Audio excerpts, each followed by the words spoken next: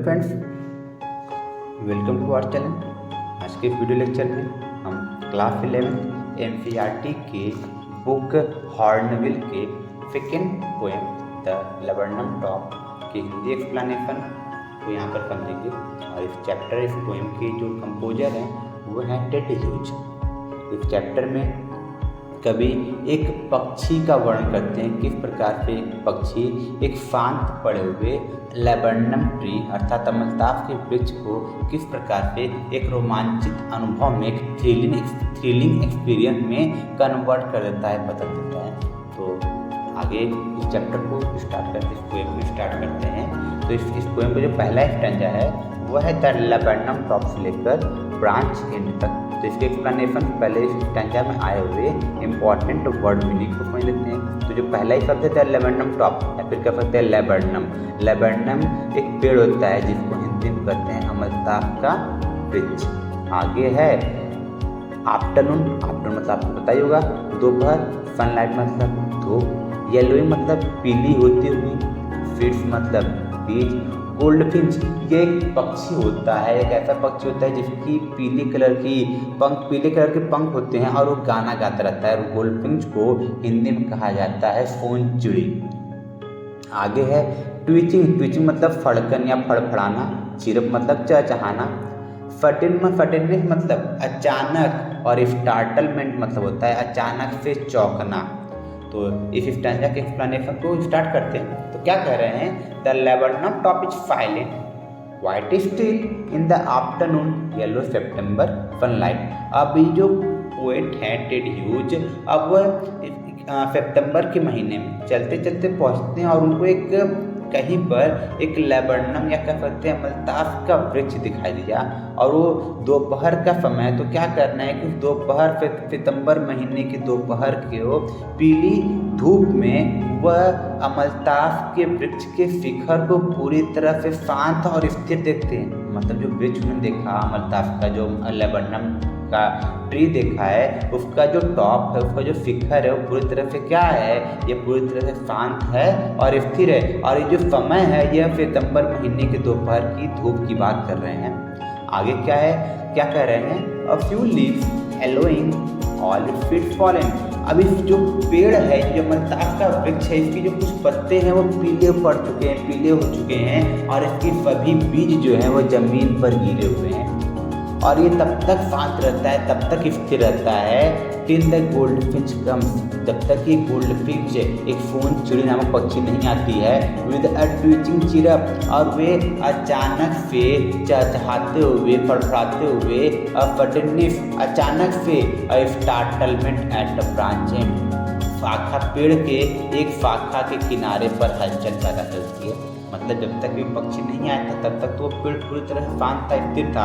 लेकिन जैसे ही वह सोन चिड़ी पक्षी या गोल्डफिंच जब तक वहाँ पर अचानक से चहचहाते हुए आता है और क्या करता है, उस पेड़ में उसकी एक शाखा में अचानक से क्या पैदा कर देता है, हलचल पैदा कर देता है।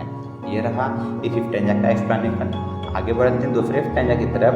जो दूसरा स्टैंजा है वह स्टार्ट है देन फ्लिक से लेकर एंड थ्रिल्स तक।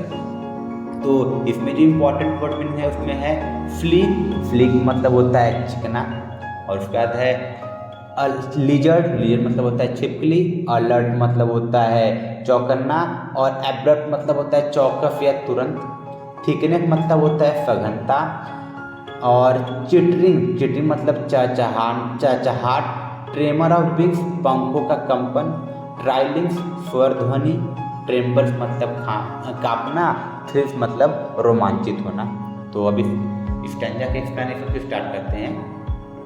Then flick as a lizard and alert and abrupt. तो अब जो गोल्डफिंच नामक वो सोन चिड़ी जो पक्षी उस शाखा पर आया है वह बिल्कुल एक छिपकली की तरह चिकना है और उसकी तरह चौकन्ना है। और वो तुरंत सक्रियता से फी इंटर द थिकनेस वो क्या करती है, वो पेड़ की सघनता में प्रवेश कर जाती है। अर्थात तो जो पेड़ का मध्य भाग है वो उसके अंदर प्रवेश कर जाती है। And a machine startup.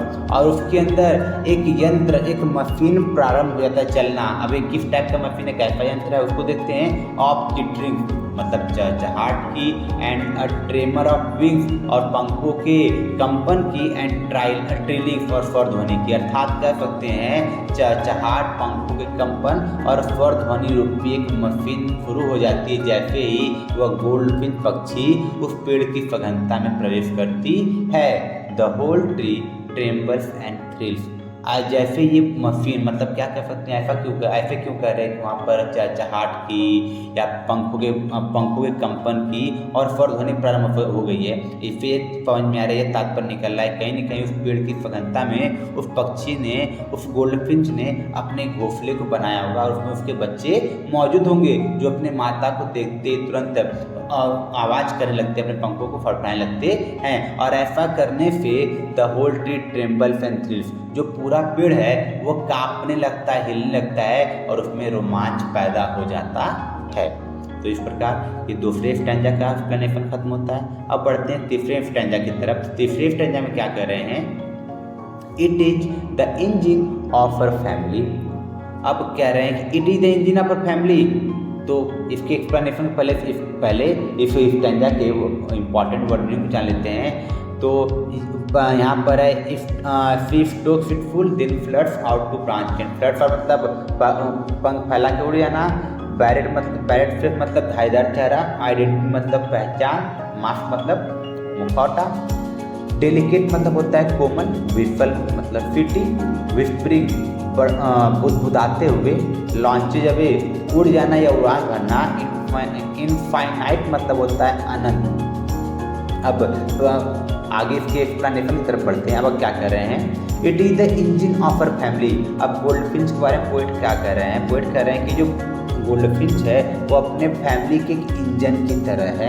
Engine से क्यों कह रहे हैं, क्योंकि किसी भी गाड़ी को, किसी भी व्हीकल को चलाने के जिस प्रकार इंजन की जरूरत होती है, उसी प्रकार उसके घर को चलाने के, उसके बच्चों को जीवित रहने के लिए ये जो गोल्डफिन पक्षी है वो बिल्कुल इंजन की तरह है, जो उनके लिए खाना दाना पानी लेकर आती है।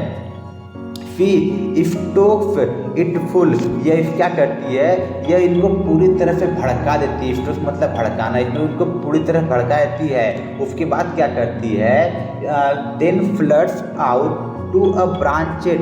उसके बाद वह जब आती है वहाँ पर उनको दाना पानी देने के बाद क्या करती है, अपने पंखों को फैलाकर एक शाखा के किनारे पे आकर बैठ जाती है। शोइंग हर बैड फेस आइडेंटिटी मास्क, और अपने धारीदार चेहरे को दिखाती है जो उसके पहचान को प्रदर्शित करता है। अर्थात तो उसका जो चेहरा है वो धारीदार होता है और यही उसकी पहचान को भी प्रदर्शित करता है।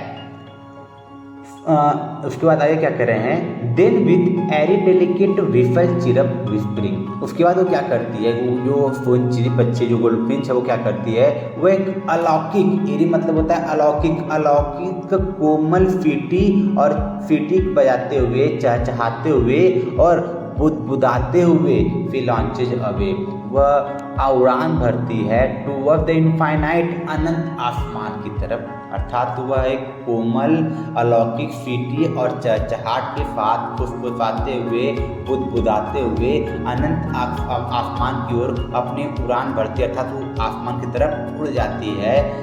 And the laburnum subsides to empty, और वो जो लेबनम का वृक्ष है, जो मलतास का वृक्ष है, वह फिर से क्या हो जाता है, वह फिर से शांत हो जाता है, सुनसान हो जाता है। अर्थात उसमें फिर से कोई भी हलचल नहीं होती है। इसी के साथ इस चैप्टर का एक्सप्लेनेशन खत्म होता है। आई थिंक आपको इस चैप्टर का एक्सप्लेनेशन समझ में आएगा। अगर ना आया हो तो इस वीडियो को दोबारा देखिए ताकि आपको इस चैप्टर का एक्सप्लेनेशन बहुत ही अच्छी तरह समझ में आ जाए। Thank you.